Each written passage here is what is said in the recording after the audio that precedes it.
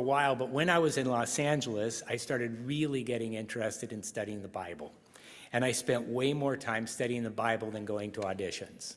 I would spend 10 to 15 hours a day, every day, 7 days a week for several years, reading and studying the Bible. I mean, that's all I did. I'd go to sleep, wake up, get a cup of coffee, and study some more. My friends used to ask me if I had ever gone to seminary, and at that point I said no, but I've been to the University of the Holy Spirit.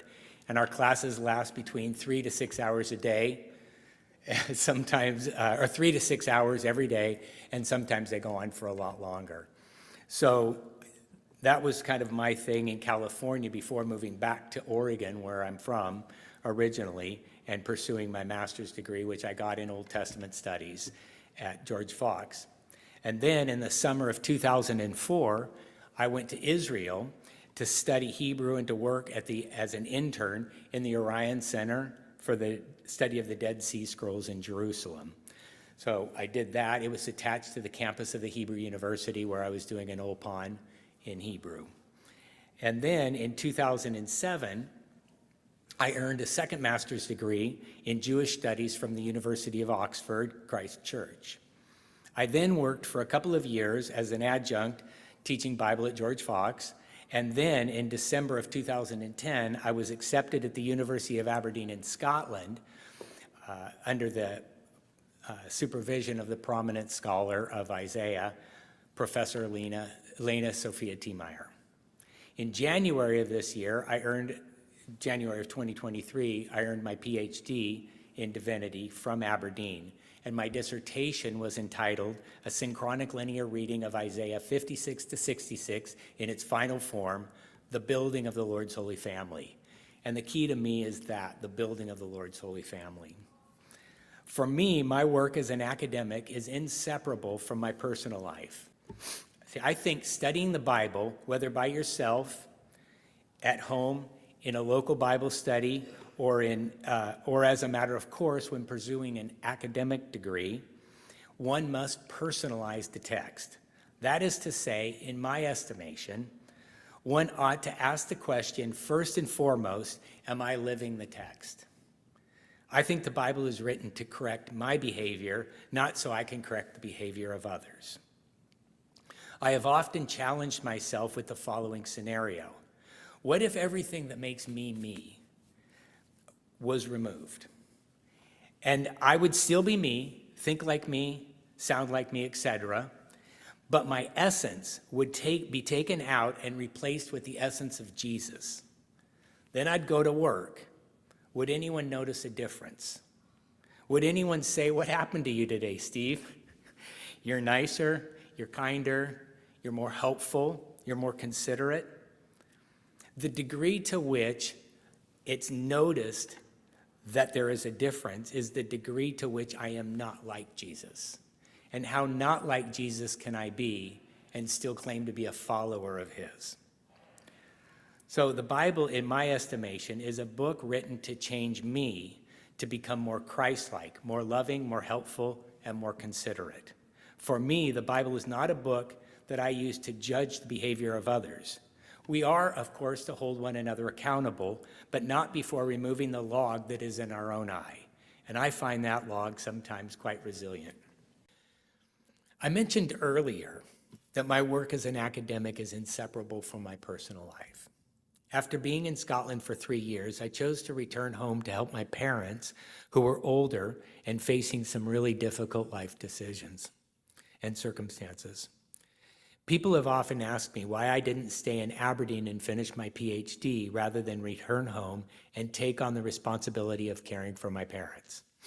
My answer has always been, if God wants me to finish, he will help me to do so, which he did. It just took me 12 years. However, because I was doing my dissertation on the book of Isaiah, I couldn't very well teach about the kindness of the Lord and not live the principles I was learning, specifically to care for those in need. So in 2014, I returned to the States. In 2015, I moved into an apartment with my stepdad, who is suffering from Alzheimer's. At that time, my mom, by her own admission, was not a good caregiver for my dad. To be fair, she was losing her husband after 40 years and was really struggling. At that time, she and several other family members were considering putting my stepdad into a 24/7 Alzheimer's facility. However, I was able to convince my mom to allow my dad to move in with me. I would make dinners every night, and Mom would come over to dinner. She and Dad would enjoy a glass of wine and watch Wheel of Fortune and Jeopardy. Mom was finally able to be his wife again, and I was able to take over the caretaking responsibilities.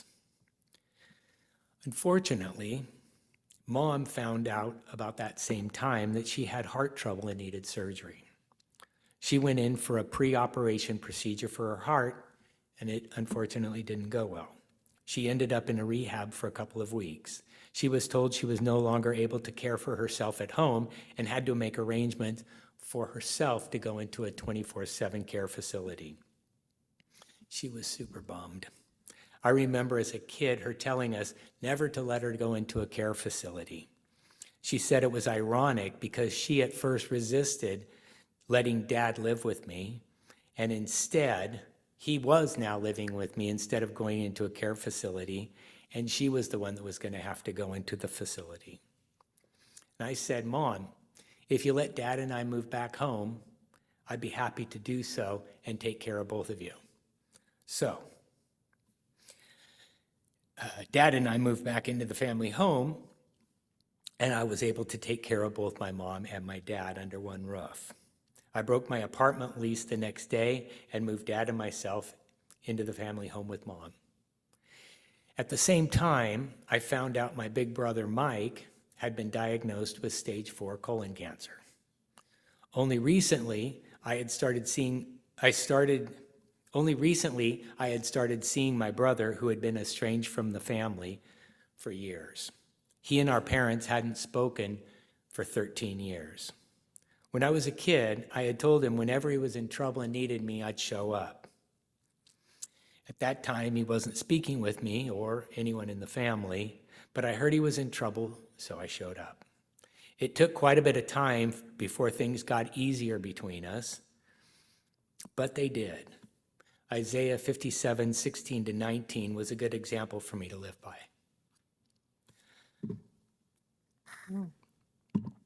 We used to talk about the Bible a lot, and he would ask me tons of questions about the Bible and my thoughts on God. Mike had, over the years, fallen away from God, but these conversations really helped him to reinvigorate his relationship with God and with the Bible. Then one day, he stopped asking me questions and started telling me all the stuff he was learning in his private Bible studies. My brother was a great guy, but for a lot of years, he had been pretty angry and got mixed up in a lot of crazy stuff. And then one day, after he started really digging into his Bible, during one of our visits, I asked him what was different. He seemed happier. He said, I just decided to stop being angry. He said he was tired of being angry. He had been angry his whole life. He was facing some pretty rough waters, but he would giggle and say, I have no idea why I'm happy, but I am. And he was. He had some ups and down days, but mostly he was really content and peaceful. It was amazing to be around him. Sadly, turning back to my stepdad, he passed away in January of 2016.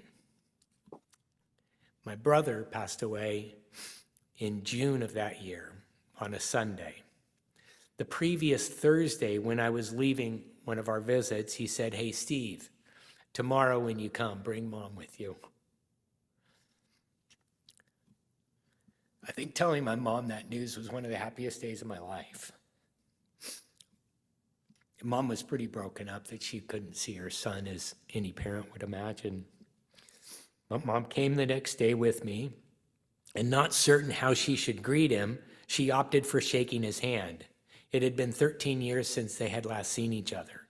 It was pretty awkward, so I suggested a Bible study, which is what Mike and I did throughout most of our visits. Mike looked relieved, and we carried on with the Bible study. It was cool because Mom could also be part of the study.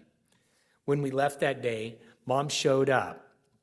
Mom stood up, reached out her hand to shake his, but Mike sat up instead, extended both arms towards her, and they hugged. And Mike told her twice that he loved her. It was definitely a hallmark moment.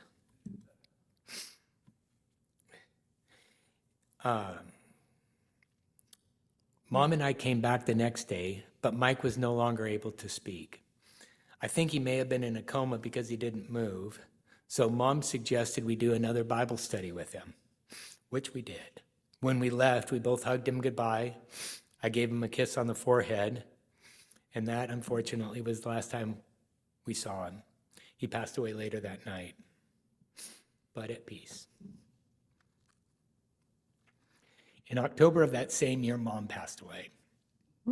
All these deaths were certainly difficult, but each one came with blessing.